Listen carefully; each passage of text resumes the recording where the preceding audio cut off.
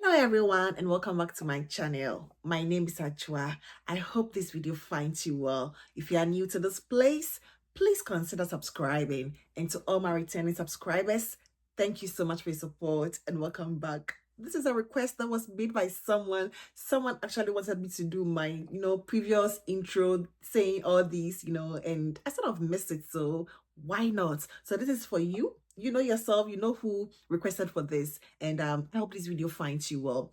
In this video, let's discuss some terminologies in Fragcom that are very subjective. They are very subjective and personal, and sometimes they are used interchangeably, they are used ambiguously, they are used subjectively, meaning so many things to different people. But sometimes you can all get to a consensus that some of these terms have like a general sort of undertone and meaning or definition to a lot of us. Some of them I do not agree with, with people's definitions, and that is what I'm here to discuss today. I'm sure a lot of people will not also agree with me, so I'm here for an open discussion, an open dialogue. Let's get interactive. There are certain, jargons and terms used in Fracom that I sort of, personally have issues with, that I want to give you my opinion as to what I think these terms and jargons really mean, or what they mean to me. The first one I have here is the word luxury. Luxury, like, what is your definition of luxury fragrances? For me, luxury is anything that has like the real essence of a brand that has built its name over time, has a premium, pay price or price point not everybody has access to. It's luxury because they have worked for decades and even centuries sometimes. So they know, the ins and outs of a product. They have like the best of perfumers and the best of materials and everything. So in that sense, I don't think Middle Eastern fragrances, or a lot of Middle Eastern fragrances, are luxury fragrances. I know people will come for me, but in as much as I'm for Middle Eastern brands, I speak for them. I enjoy the fragrances.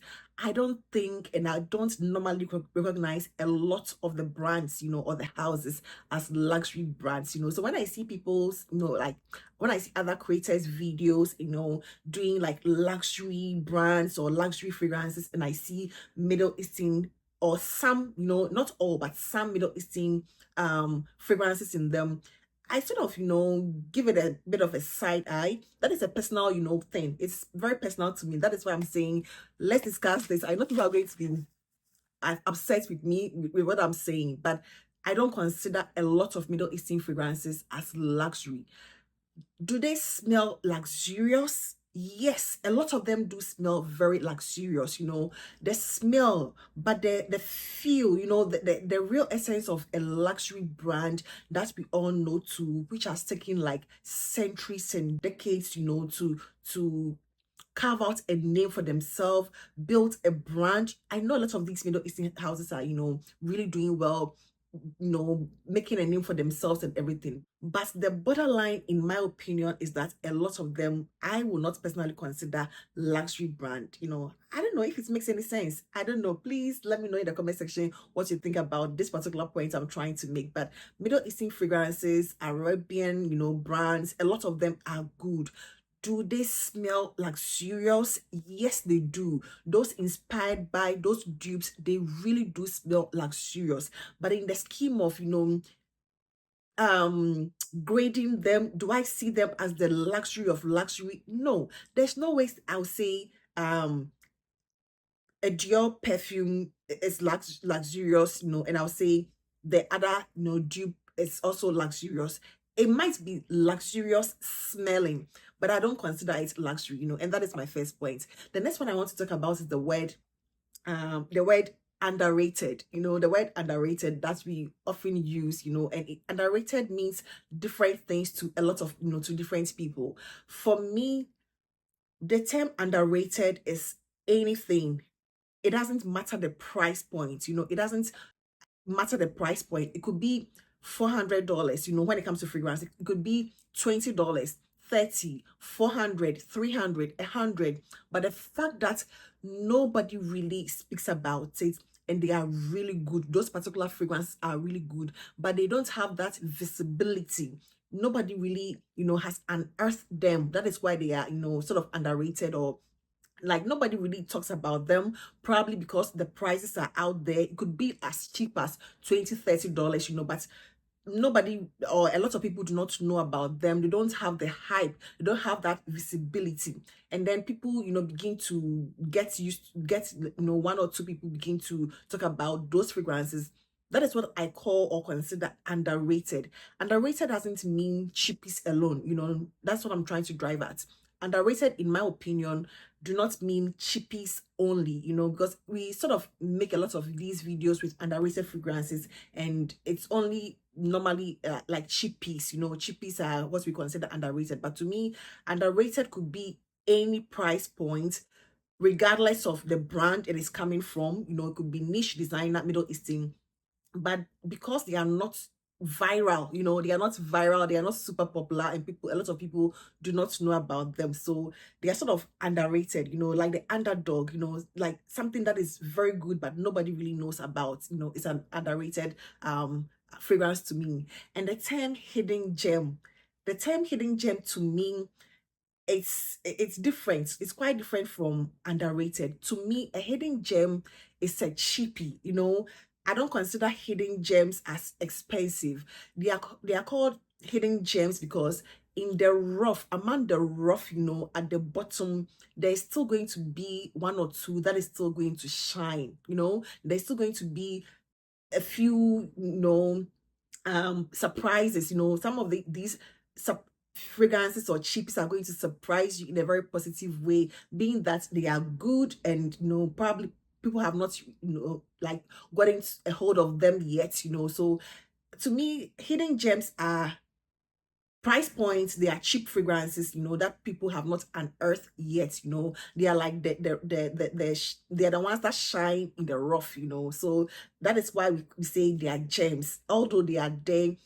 They are people will just discard them, but as soon as you unearth them, you realize that, oh, these are gems. So to me, hidden gems are like cheapies, which have not been discovered yet, whilst underrated could be from any brand at all, any category, niche fragrance, Middle Eastern, and designer, regardless of the price point, that has also not been viral, if it makes any sense. So that are my definitions of underrated, and then luxury, and then hidden gem. The next one that I want to talk about is, a term that a lot of people use loosely, including myself: cheapies. The term cheapies is very subjective. What is a cheapie to me? It's totally different, like a different meaning to someone. For me, my definition of a cheapie, my personal definition of a cheapie, is anything 40 or 35, and below. 35 and below, maybe from 20 to 35 is a cheapie to me. Most of the fragrances I review here are cheapies. I'll consider them cheapies. They are cheapies which could be underrated. They are cheapies which could be hidden gems. They are cheapies which could smell luxurious, but they are never luxury. They are never luxury, that is argument I'm trying to, I'm not starting, but that is how I see this. So a cheapie to me is anything 35 and below. So when I see cheapie, videos with price points of like 120, $100, I just look at it, like, okay, maybe because I'm poor, so my mindset is conditioned to receive those, as quite surprising. When I see a video talking about cheapies and it's like 180, 75, 90, no, I'm poor, I get it, but to me, $90, 100, 120, it is not a cheapie. My definition of a cheapie is anything 35, 40, you are sort of pushing it a bit, in my opinion. For me, for my pocket, 40, you're sort of pushing it a bit, but I'll still go for it. There are tiers when it comes to these, pricing, depending on the type of, fragrance, these some of these cheapies are duping, then you go like, oh, okay, if it's for this particular fragrance, I think a price of a $50, price point is fair, depending on the type or the fragrance is duping, so to me, cheapy is anything 35, and under. And the last phrase or jargon that a lot of us use is the word, or is must have. Like, what is your definition of must have? Is it a must have because it is viral? Is it a must have because it is super popular, or it is cheap, price point, or it's a hidden gem or underrated? Like, what is our definition of a must have? I know a lot of us use the term must have like loosely. We use some of these words like very loosely, not really giving it like a whole huge meaning to it, but if you say something is a must have, in my opinion, there is absolutely no fragrance that is a must have in my books. No, not that. I've never been that person who is like, I don't get a lot of FOMO, I don't, no peer pressure, no FOMO.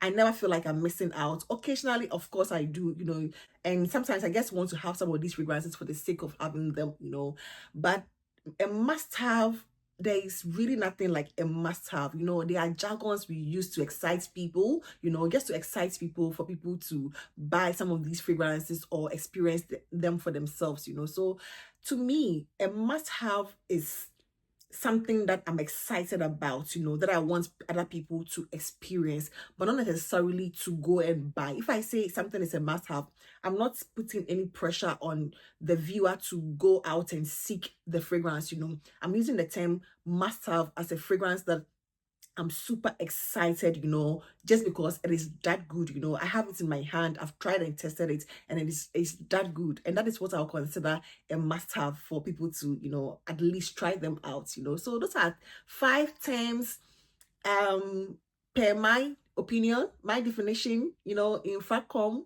You might totally disagree with me. That is fine. That is perfectly fine with me. But this, I guess, my opinion and my views about some of these, Fragcom, jargons and catchphrases that we normally use, and most of these terms are just used to excite, our viewers, and be the clickbait and all those things, but sometimes, like for the most part, they also really work. I've come across a lot of underrated fragrances. I have come across a lot of hidden gems. I have come across a lot of luxury fragrances. I have come across a lot of fragrances which smell luxurious, but the brands are not luxury to me, and fragrances I'll consider must have, just because I'm super excited about them. And that is going to be it for today, and I hope this video found you well. Please do not forget to give this video a thumbs up, and let's discuss in the comment section. Take care. Bye bye.